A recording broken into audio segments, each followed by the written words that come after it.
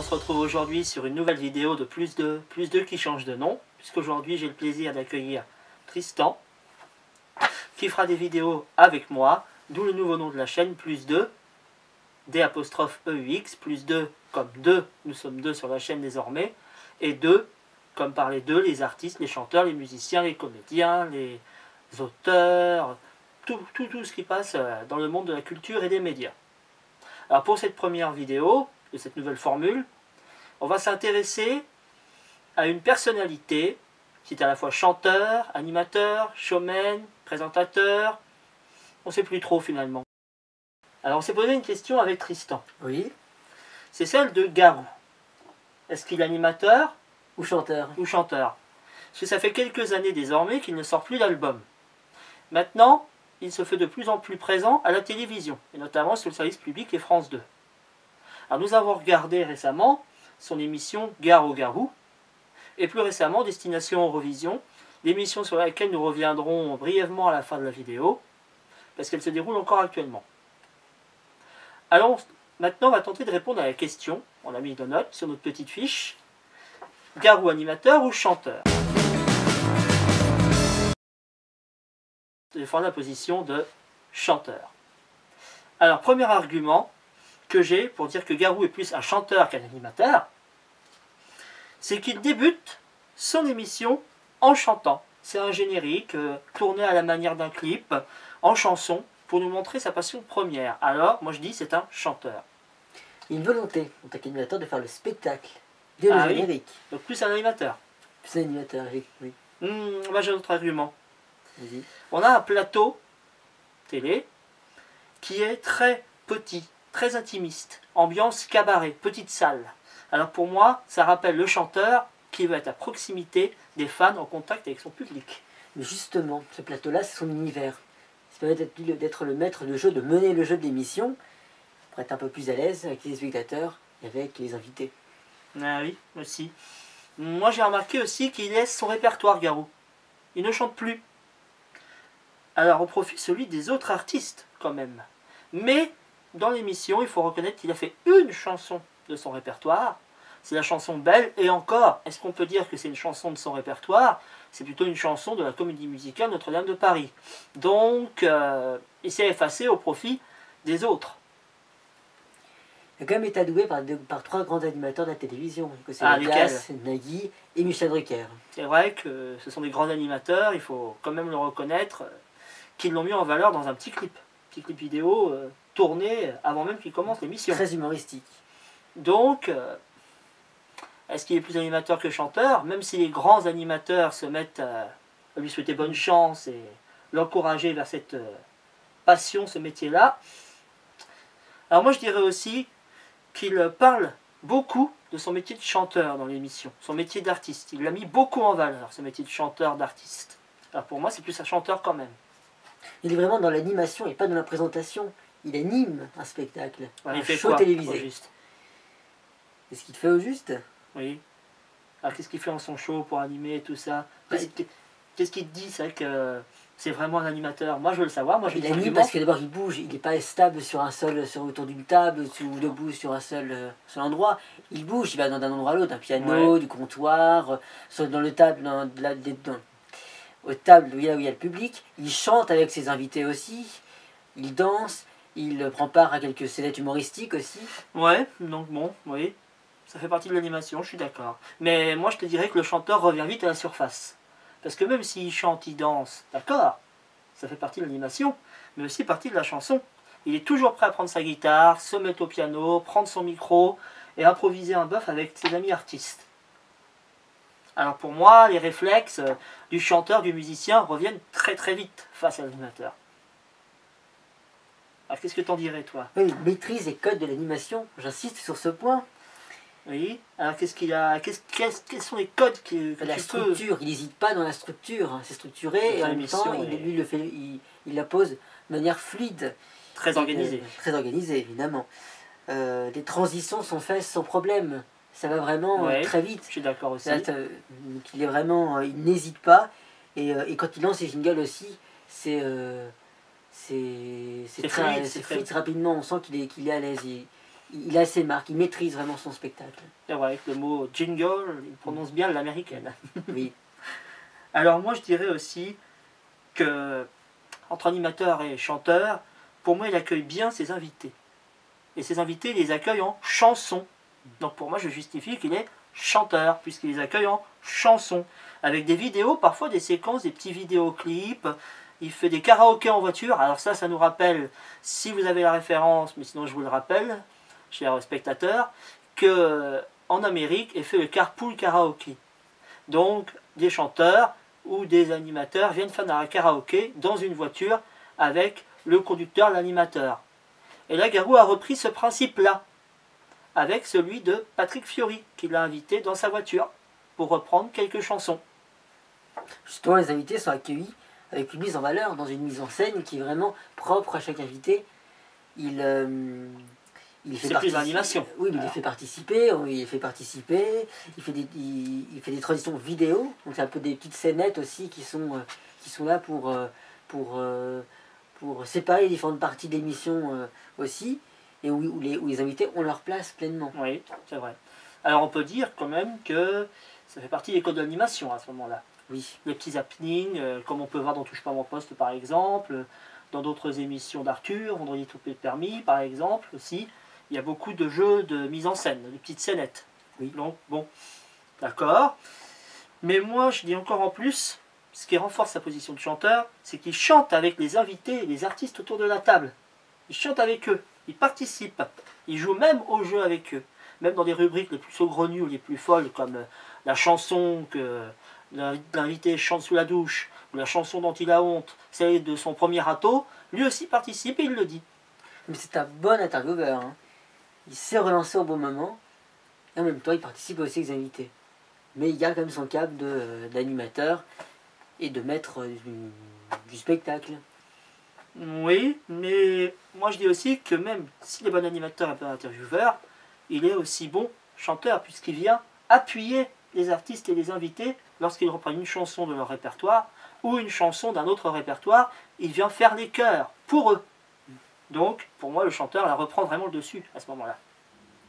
On va être d'accord sur un point quand même, parce que le chanteur revient vite à la surface, c'est vrai, l'animation, mais il y a une volonté de faire le lien entre la chanson et l'animation, entre les deux métiers. C'est vrai aussi. Moi, je trouve qu'il passe aisément d'un rôle à l'autre. Alors pour moi, si on devait un peu résumer dans notre débat, Garou chanteur ou animateur, finalement, Garou est un peu chanteur et animateur à la fois. Il maîtrise beaucoup de choses pour moi. C'est à la fois le chanteur à la base, puisque c'est sa passion première, c'est ainsi qu'on l'a connu depuis des années et des années maintenant. C'est aussi un animateur, un jeune animateur, mais un animateur quand même. C'est aussi un showman, on l'a vu, il se met en scène dans des clips, dans des vidéos, dans des scènes. Et il met en scène un karaoké, il met en scène un bœuf autour d'un piano. Donc c'est aussi un showman. Et il est toujours prêt à reprendre un instrument de musique, sa guitare, son piano, et c'est parti. Donc c'est un musicien. En fait, c'est un homme à tout faire, quoi. Oui, c'est ça. Alors nous, on a débattu sur ça, sur Garou. Et vous, quelle est votre idée? Vous pouvez le mettre en commentaire. Est-ce qu'il est plutôt animateur, chanteur, selon vous? Nous, on vous a donné des arguments. Moi, je l'ai défendu en tant que chanteur. Tristan l'a défendu en tant qu'animateur. Alors maintenant, c'est à vous de décider. Décidez, on vous lira. Alors maintenant, on va passer à une autre petite partie, puisqu'on s'est fait l'écho de chanteur ou animateur. Mais là, on va se recentrer plus particulièrement sur l'émission en question, puisqu'on s'est intéressé à Garou, l'animateur. Mais l'émission, elle, qu'est-ce qu'elle vaut vraiment? Est-ce que c'est une émission bien conçue? Est-ce qu'elle a été bâclée? Est-ce qu'elle a été bien travaillée? Alors sur ça, on a plusieurs points aussi, sur lesquels on a pris des notes, et on va se mettre d'accord sur certains principes. Alors pour moi, premier argument que je dis, cette émission, elle est innovante dès le générique. C'est une émission de divertissement qui renouvelle le genre de l'émission musicale à la télé. On peut dire que c'était un peu comme un Taratata, mais Taratata modernisé. Et chaque artiste est mis en valeur avec une playlist qui leur ressemble, Oui. qu'ils peuvent présenter en montrant l'étendue de leur talent. Alors ça, c'est intéressant aussi, la playlist Alors, de pas chaque toujours, artiste. ça peut être marrant aussi pour un chanteur comme Benabar, Ah, qui voilà. est très coté, chanteur à texte, populaire, chansonnier qui va... On prend des chansons reprendre une d'Amir chanson par qui va exemple. d'Amir, qui n'y vaut pas du tout. Et c'est marrant, c'est un peu une touche d'humour. Et Benabar, Qui il a pas reprend du peur, Amir, il va dedans et Et puis ça passe finalement. Hein. Il n'est Ça pas du passe, tout ridicule. Ça passe ou ça passe Enfin, il pas. n'est pas ridicule, hein, parce que, Il n'est pas ridicule, parce mais... que justement, il n'en fait pas trop, et en même temps, il n'hésite pas non plus. Mais on voit que c'est pas son style quand même avec C'est la sûr. barre. Hein. Alors par contre Amir, lui, qui vraiment a bien adopté le style de C'est Benabar. vrai. Il se fond vrai. partout, il est assez caméléon. Il va imiter les chanteurs aussi, Oui. il va prendre tout type de chansons, il y va en live aussi. Ce qui est important dans cette émission, c'est que les chanteurs ne font pas de playback. Oui, c'est vrai. Tout est en live, Oui. direct. Alors Et ça, Louane a pu montrer son vrai talent. C'est une grande artiste. c'est vrai qu'on a été surpris avec Louane, qui avait une petite voix frêle dans ses chansons, qui n'est pas une grande voix, hein, on peut se le dire.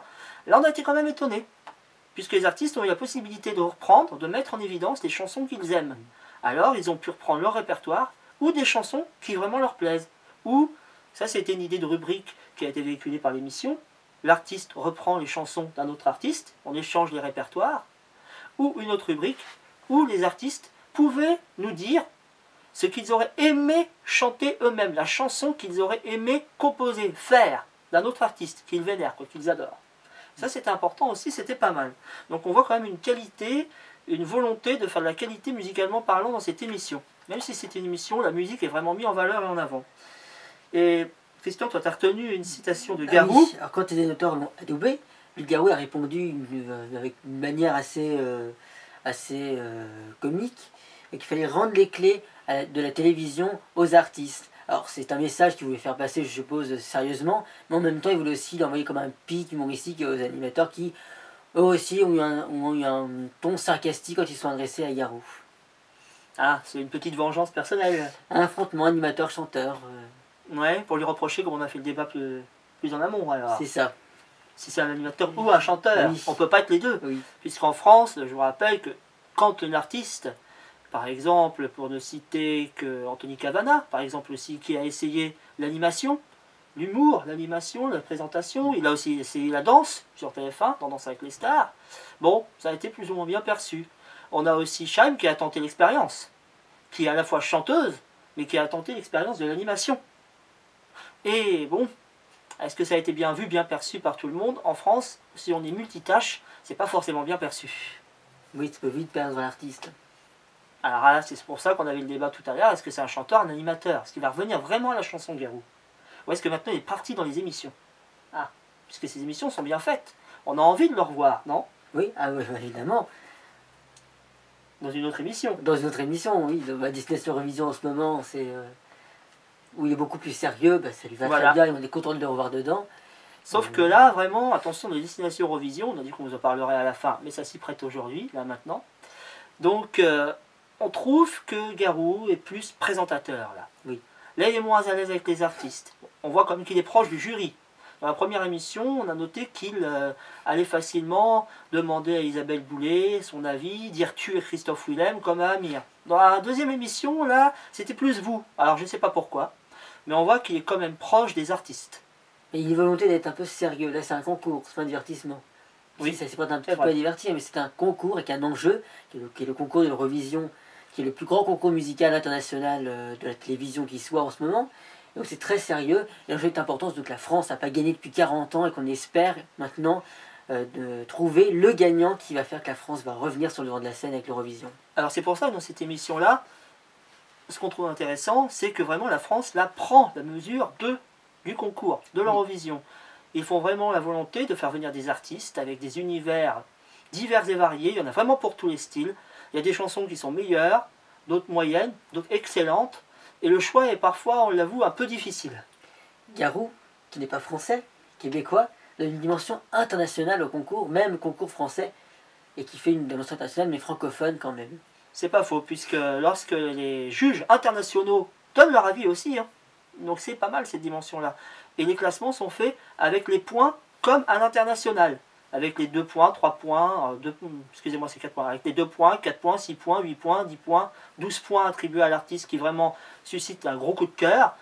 Et là aussi on voit que le jury français intervient, mais les jurys internationaux donnent leur avis aussi et donnent des points et des notes. Alors il y a vraiment, comme si on était à l'Eurovision, c'est un pré-Eurovision, et là on montre vraiment que la France a vraiment une envie de marquer le coup et vraiment de s'impliquer pleinement. Parce qu'avec le renouveau qu'il y a eu avec Amir, qui a vraiment remis la France dans les hauts du classement, Là, on sent que la France, vraiment, elle a envie de gagner. Bon, est-ce qu'elle veut vraiment gagner? Mais on sent une envie d'être dans le top. Car revenons à Garou-Garou. Alors, cette émission-là, qu'est-ce qu'on trouvait? Alors, moi, ce que j'ai trouvé dans Garou-Garou, il y a un petit bémol. C'est qu'il y a beaucoup de chansons. En fait, les artistes interprètent leur playlist, ils interprètent la chanson qu'ils ont honte, comme je vous le disais, les différentes rubriques. Et ça fait beaucoup de rubriques, ça, moi, je trouve. Beaucoup de rubriques, beaucoup de chansons. Des chansons qui passent de 30 secondes, 15 secondes, on enchaîne à une autre, puis une autre, puis une autre encore. Alors, des fois, on aimerait bien quand même les entendre un petit peu plus, les artistes. Parce qu'il y a des chansons, c'est intéressant, des pistes qu'on aurait dû creuser. Louane qui chante un autre genre musical qu'elle n'a pas l'habitude.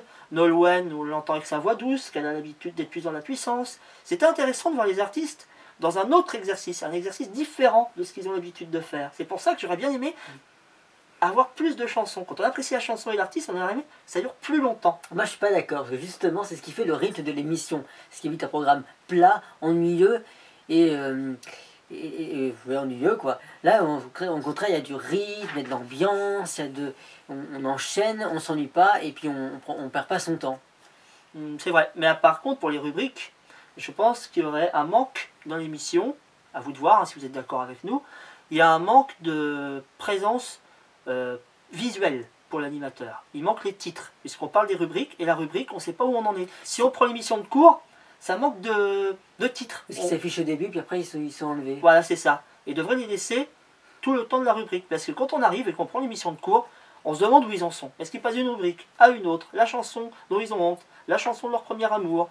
Il y a plein de rubriques. Elles sont toutes super, les rubriques, elles sont très intéressantes, et ça passe un peu du coq à l'âne, quoi. C'est ça un peu le défaut de cette émission. Alors qu'est-ce que je pourrais dire encore, moi? C'est que les artistes, j'ai apprécié qu'ils soient présents tout le long de l'émission.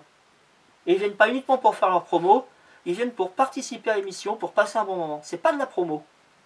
La promo passe très bien parce qu'elle est dans le prolongement logique du spectacle et elle fait pas du tout commercial. Au contraire, on est content parce qu'on va se poser 2 secondes sur l'artiste, sur sa voix, sur ce qu'il propose et on souffle. Il y a quand même un peu de promotion, mais c'est pas comme d'autres émissions où alors là l'artiste vient clairement, on l'annonce, il met sa chanson, il chante et il s'en va.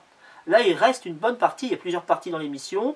Plusieurs duos, trios ou quarters d'artistes qui sont accueillis à tour de rôle par Garou, et il reste vraiment une bonne demi-heure sur l'émission. Donc là, c'est vraiment intéressant de ce point de vue-là. Alors, il y avait un moment très sympathique aussi, 2 moments sympathiques dans l'émission. C'est la retrouvaille avec Patrick Fiori. Oui, Patrick Fiori qui était l'un des premiers compagnons de Garou dans le métier, puisqu'ils ont fait ensemble avec le musical Notre-Dame de Paris. Et ils se sont retrouvés dans une voiture, ils ont fait ce qu'on appelle un carpool karaoké. C'est très américain comme concept, d'ailleurs Garou étant nord-américain, il rapporte un peu aussi cette culture télévisuelle et ça fait bien parce que ça permet de faire une transition entre 2 sessions d'invités. Et ça permet aussi d'avoir un peu une séquence notagée où Garou revisite pour la seule fois de la soirée une de ses propres chansons qui n'est pas son répertoire personnel, qui est son répertoire de comédie musicale, mais qui est Belle, qui chantait avec Patrick Fiori justement. Ça fait une séquence assez sympathique. Donc les 2 compères se retrouvent. Là, c'était un moment émotion, un moment sympathique.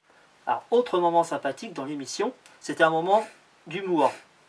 Alors, la transition d'un passage d'un artiste à un autre artiste, on accueille Claudia Tagbo.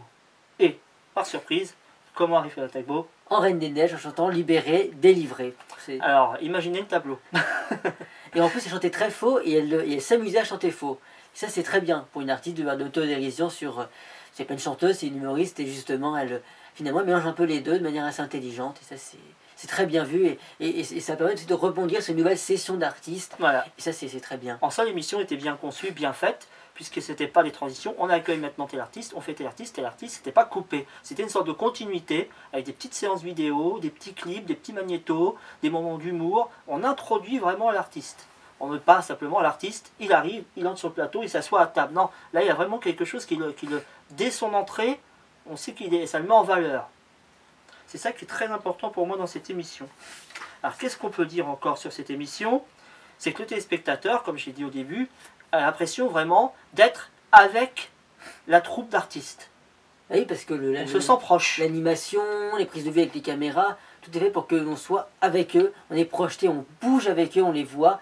On voit même les coulisses, puisque quand ils passent par exemple des tables avec le public au piano ou au comptoir, on les voit bouger d'un coin à un autre. On voit, c'est pas très on voit ça rarement dans les émissions de télévision, parce qu'on voit quand même quand ils passent, ils se vautrent sur les câbles, il y en a qui passent en plein milieu quand Garou chante. Garou qui rapporte l'accordéon de Nolwenn, ou le violon, il me semble. Oui, c'est ça. Oui, c'est ça. Garou qui rapporte le violon que Nolwenn a laissé après sa prestation, on le voit clairement derrière.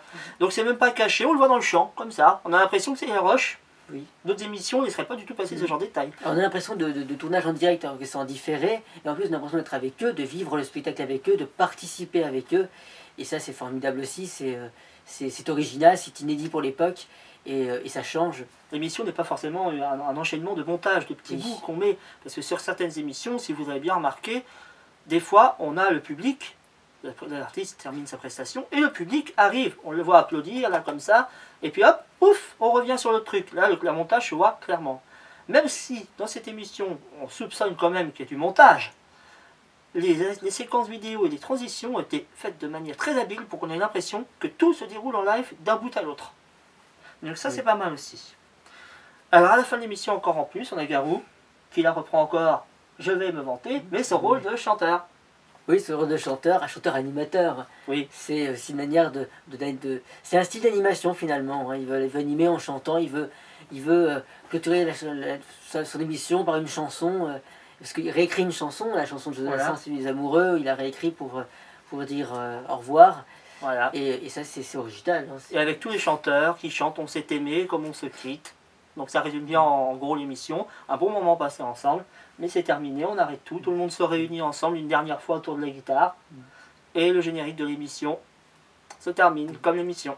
D'ailleurs, cette émission a fait penser à un style d'émission qui a bien marché en France, qu'on n'a pas connu, mais qui a bien marché en France. C'est l'époque des Carpentiers, où ça commençait par une chanson, ça finissait par une chanson, il y avait un spectacle. Tout le monde pensait que c'était du direct, alors que c'était pas vraiment du direct tout le temps. Et il y avait une complicité entre les chanteurs, entre les artistes, ce qu'on a eu le droit aussi à Garou Garou. Qui s'amusent. Et on a l'impression d'être avec eux aussi. Est-ce qu'il n'y a pas un retour justement vers ce style d'animation? On a envie de voir les artistes qui se mouillent et des émissions musicales à la télé. En tout cas, moi je milite beaucoup pour le retour d'émissions de divertissement musical de cette qualité à la télé. Et à lire sur Twitter vos réactions, vos commentaires, j'ai été très étonné de voir des plus jeunes comme des moins jeunes apprécier ce style d'émission.